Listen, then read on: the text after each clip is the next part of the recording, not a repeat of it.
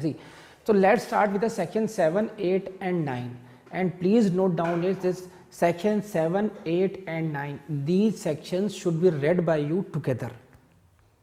Got it? Then 10, 11, 12. There will be a group of 10, 11 and 12.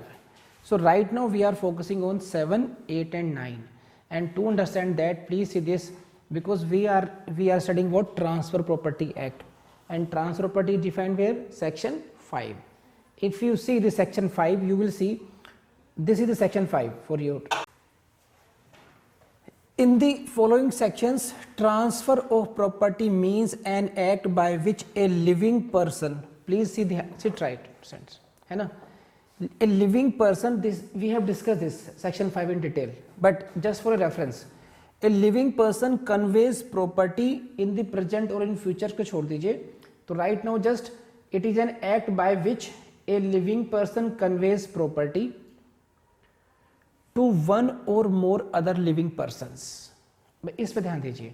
One living person conveys property to another living person. Here it is not defined in this case कि whether this living person is a child of 6 months, 8 months, 12 years, whatever. There is nothing in with regard to competency कि what should be other competency of this. आई बात समझ में इसी में.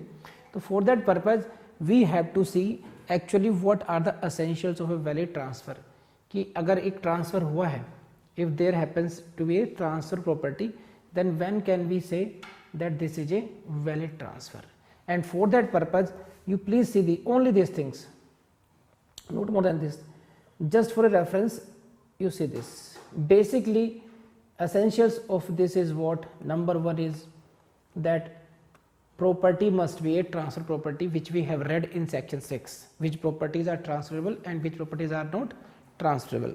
And again then comes the transferor must be competent, and for this we will have to study section 7. A transferor must be competent. To when can we say that a transferor must be competent? For that purpose we will have to go to section 7. So please go to now section 7.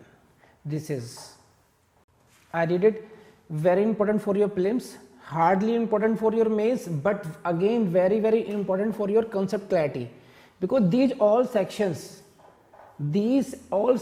are interrelated. You cannot see these sections in isolation. As in the transfer property part second, if you are studying the chapter relating to sale, so even if you don't have the concept of, you don't understand the concept of mortgage, lease, it can work. You can understand cell अपने आप में अपना एक घर है, अपने उसके अलग सेक्शन है, उसके अपने एक कॉन्सेप्ट है. ऐसे गिफ्ट का, लीज का, these all sections, all different kind of special transfers are code in themselves, but it is not in this case. Section 5 to 53A, basically these sections are anyhow interrelated to each other. कहीं ना कहीं आपको उनको relate करना पड़ता है. So you therefore जहाँ पे interrelation आ जाएगा वहाँ पर क्या हो जाएगा? Things becomes complicated, है कि नहीं? And when things complicated, what you should do? Then there is only, once you have a concept clarity, then you should keep on revising it, so that you should not mix section 5, 6, 7, 8, 9, 10 into each other strategy. कि भाई section 5 में ये है तो इतना ही है. You should know the domain of section 5. Section 6 की domain क्या है तो पता होना चाहिए. सेक्शन 5 में क्या है? Transfer property defined. Section 6 which properties are not transferable. Section 7 is what? Who are the persons competent to transfer. Please see again, don't forget this, don't forget to see the exact word. This is the competency of the transferor, not of the transferee. So section 7 is dealing with the competency of transferee, and nowhere they have dealt that who are the persons to be competent transferee. Transferee competent कौन होगा ये नहीं बताया उसमें. आप इसको समझिए इस बात को. यहां पर क्या हो रहा है? competent to contract तो है ना. हमने क्या किया? बेसिकली कॉन्ट्रैक्ट के लॉज होते हैं, यहाँ पर कॉन्ट्रेक्चुअल लॉज अप्लाई होते हैं कि both when you are entering into contract, both parties should be competent to contract. When we read Contract Act, section 10 says what? Both parties must be competent to contract. Then 11, 12 deal with the who are competent and who are not competent. है कि नहीं है? But whether what is the system in case of transfer property? Section 7 is dealing with the competency of the person who is a transferor, not of transferee, and it can be a question of prelims for you. Section 7 deals with the competency of number 1 transferor, B transferee, option C transferor as well as transferee. तो if अगर आपने उस technicalities को नहीं देखा तो हो सकता है वो कहीं ना कहीं कंफ्यूजन में आप आ जाए वहां पर। ये तो कर लेंगे आप लोग, प्लीज रेज हैंड अगर यहाँ तक बात समझ में आ रही है तो, है ना।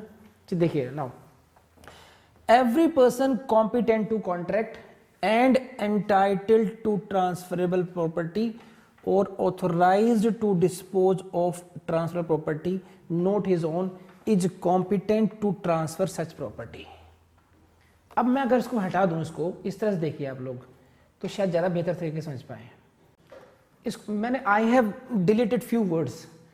Every person is competent to transfer such property. It means यहां से पता चलेगा आपको बेरेक्टो पढ़ना कैसे। Every person is competent to transfer such property. Who is that person who is competent to transfer, है ना। ये सेक्शन 7 किसको डील कर रहा है कि हम किस व्यक्ति को कहें कि ये व्यक्ति कॉम्पिटेंट टू ट्रांसफर है। एंड उसके लिए अब दोबारा पढ़ते हैं। ये लाइन समझ में आएगी आपको, इन लाइन को जोड़ रहे हैं आप लोग। एवरी पर्सन, प्रत्येक व्यक्ति कॉम्पिटेंट होगा, लेकिन कौन सा? competent to contract. This is first. He must be the person who is competent to contract. And now, if I am not wrong, you please see the section. This is section 4. Please see the section 4. This is the chapters and sections of this act which relate to contracts shall be taken as part of the Indian Contract Act. The chapters and sections of this act which relate to contract shall be taken as part of the Indian Contract Act का part माने जाएंगे. Now in this section 7 they have used the word that he should be competent to contract. Therefore, because if you read it section 7 read with section 4, now it becomes very clear that for the person who is competent to contract, you will have to go to Contract Act. समझ में आई बात नहीं है आपको? ये समझ रहे मेरी बात? ये हम लोग सेक्शन 4 पहले पढ़ चुके हैं, लेकिन मैं फिर आपको रिलेट करवा रहा हूँ। सेक्शन 7 को अगर सेक्शन 4 के साथ पढ़ेंगे आप तो इससे आपको साबित हो जाएगा, आपको समझ में आ जाएगी बात कि हमें कॉम्पिटेंट टू कॉन्ट्रैक्ट के लिए समझने के लिए टीपीए ड्राइव नहीं करेगा इसको, अब कॉन्ट्रैक्ट एक्ट से पता चलेगा। लेकिन बात समझ में आ रही है? तो पहली बात क्या होनी चाहिए? कॉम्पिटेंट टू कॉन्ट्रैक्ट होना चाहिए। Now as per contract act चले जाएंगे हम। सेकेंडली वेरी इंपॉर्टेंट समझिए, देखिए उसको, entitled to transferable property. Entitled to what? Transferable property. And what is the transferable property? You have read it in section 6. समझ रहे हो आप? देखो 4 भी आ गया, कॉन्ट्रैक्ट एक्ट भी आ गया, सेक्शन 6 भी आ गया। Now the technical word is what? Entitled. These are the two words, entitled or authorized if not his own. His own. इसको आप ऐसे देखिए, every person competent to contract, number 1. Second, if you are competent to contract, suppose Gunjan is competent to contract, है ही है ना, but can he transfer the property of Vidhi judicial academy? Why? Because she is not entitled to this. Entitled means the title of that property, the interest of that property belongs to you. Means you are having a legal right to that, legal title to that. And secondly, sometimes you don't have the title, है ना, but it is not his own, the property is not your own, but authorized to dispose of the transfer property. You don't have the right as such, you are not legally entitled. You are not the owner of that property, but you are authorized for that. So for the purpose to be competent transferor, there are basically 2 things are required. Number 1, he must be competent to contract, and secondly, he should either be entitled to transfer property, entitled or authorized. Please raise hand if you understand the meaning of entitled और authorised. Meaning समझ में आया इस बात करिए आया बड़े आगे चलिए पढ़ाता और समझना अभी इसमें कराते हैं अभी ओके सी अगर if you have these two capacities competent to contract, entitled or authorized, then you can transfer the property wholly or in part, either absolutely or conditionally. कर लेंगे and वो कैसे in the circumstances, to the extent and in the manner. देखिए अलग अलग phrases आई हैं in the circumstances, उन circumstances of case में to the extent कितना ट्रांसफर कर सकते हैं, किस तरीके से ट्रांसफर करेंगे, that is allowed as per allowed and prescribed by any law for the time being in force. So basically section 7 is dealing with the competency of the contract, competency to transfer. It is not dealing with the manner, that will be dealt later on subsequently. समझ में आ रही है सबको? तो उन घटना उन circumstances में वो किस हद तक ट्रांसफर कर सकता है, कितना राइट है उसको, है ना, उतना ट्रांसफर कर सकता है, एब्सोल्युटली कर सकता है या कंडीशनली भी कर सकता है, होली भी कर सकता है या पार्टली भी कर सकता है, ये सब हो गया। तो अब हम लोग थोड़ा सा ये देख लेते हैं। देखिए क्वेश्चंस कैसे आए हुए, persons competent to transfer property have been defined under which of the following section, section 7। Very easy question, Uttarakhand judicial services में क्वेश्चन आ चुका। This is under the provisions of section 7 TP Act, the competent person to transfer means every person competent to contract only, every person entitled to transfer property or authorized, and this is only one is correct, both 1 and 2 correct. The answer is both 1 and 2 are correct. So if you remember the direct language, है ना, you can solve this question. ये बात समझ में आ गई कि अगर हम डायरेक्ट लैंग्वेज के याद रखेंगे तो हम क्वेश्चन कर सकते हैं। तो इससे क्या होगा, मुझे अथॉरिटी मिल गई अब कि मैं आपसे डेली लिखवाऊँ उसको अब, ठीक है। जब मैं डेली लिखवाऊंगा तो बुरा मत मानना आप, क्योंकि ऐसे क्वेश्चन इसी से आते हैं, ठीक। नेक्स्ट देखो ये, the term transfer under transfer property refers to partly और होल ट्रांसफर, एब्सोल्यूट और conditional transfer. Can you see the questions? Each and every phrase is important for you this prelims questions. You cannot ignore even a single line from this. They have asked the partly, wholly, absolute or conditional. See, transfer property act governs transfers between living persons, you know it. In respect of transfer property under TP Act, which of the following is not true? And please देखिए यहाँ पे क्या लिखा, is not true. और मैं repeatedly I have told you many times, when ever there is a note true तो encircle note, note पर हमेशा आप गोला लगा लीजिए। क्यों?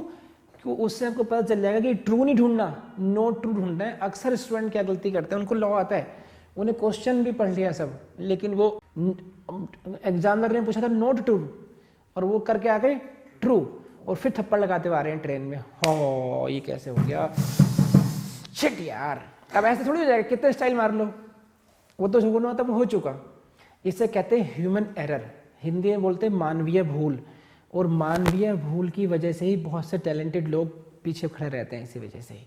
उसमें उतावलेपन में, जल्दबाजी में, या ट्रिक्स को फॉलो नहीं किया उन्होंने। तरीका है हर चीज़ का। देखिए आप अच्छे ड्राइवर हो सकते हैं, बहुत अच्छे होते हैं, लेकिन रैशली चलाएंगे तो एक्सीडेंट हो जाएगा। ये तरीका बता रहा हूँ आप लोगों को मैं, ना। अगर अभी नोट ट्रू या incorrect, out of following which is incorrect, which is following correct, जहाँ ऐसे क्वेश्चंस हो तो आप लोग स्पेसिफिकली उसको राउंड करेंगे कि एग्जैक्टली उसने पूछा क्या है, ठीक है। देखिए इसमें क्या, transfer can be done immediately or in future, it is correct. Transfer property can be done to one or more living persons, it is also correct. One cannot transfer property to oneself, it is wrong, it is in the section 5 itself, none of them. The answer is C. Which one of the following is not an essential element for a valid transfer property? Competent transfer, देखो यहां पर क्या है, is not an essential. Competent transferer, it is an essential element. Transfer property, it is also an essential element. Transferee may not be competent to take transfer. This is what? Transferee may not be competent to transfer, whether this is wrong or wrong. अब suppose come to this, मैं आपका confuse दूर करता हूँ. I am coming first to D. Object of transfer must be lawful. It is also required, it is essential. तो A B D are essentials. C में you seems to be in doubt, but C is not. Why? Transferee may not be competent. देखो क्या है term को, देखो मैं इसको अलग कलर से हाईलाइट कर रहा हूँ के लिए. may not be competent. This is not कि transferee should be competent to contract. In this case, in transfer property, what is the competency of transferee actually? That will be derived again by section 5. Living person, वो जीवित होना चाहिए. At उसकी ही must be in existence at the date of transfer. यही उसकी competency है. इसका मतलब क्या हुआ? वो माइनर हो, वो पागल इंसेन हो, कुछ भी हो, ये नहीं देखना उसमें. Whether he was in existence or not, this is required actually. समझ में याद नहीं? तो अब अगर वही नहीं है, इसका मतलब ये नहीं कि, तो यहाँ पर जो ट्रांसफर की जो योग्यता निकल कर आएगी, कॉम्पिटेंसी आएगी, वो क्या आएगी? One living person to other living person. क्योंकि उन्होंने सेक्शन 7 में ट्रांसफर की तो जो कॉम्पिटेंसी वो तो बता दी, और ट्रांसफर की कहीं बताई नहीं है, तो हम कहाँ से ड्राइव करेंगे? सेक्शन 5 से करेंगे. सेक्शन 7 में क्या कह रखा है? कम से कम he must be living person. समझ में आई बात? तो answer is C. So TPA के क्वेश्चंस बहुत टेक्निकल हो जाते हैं. क्यों होते हैं? क्योंकि स्टूडेंट्स इसको करते नहीं है ढंग से. वो हमेशा सीआरपीसी, सीपीसी, एविडेंस वहाँ से निकलने नहीं हो पाता. और क्योंकि टीपीए हर जगह आती भी नहीं है, इसलिए उतना फोकस भी नहीं होता इस पर इतना. लेकिन बहुत टेक्निकल है, ये ध्यान रखना आप लोग, एक एक शब्द पे ध्यान रखना. तो कर लेंगे आप. तो दिस इज सेक्शन 7 की बेरेक लैंग्वेज पढ़ ली हम लोगों ने, उसके बेस पर कुछ क्वेश्चन देख लिए. Now come to the other aspects of this. When we discuss about the competent to contract, है ना, he must be competent to contract. So please at least keep in mind that section 11 of Indian contract I will not discuss in detail because you know it everything.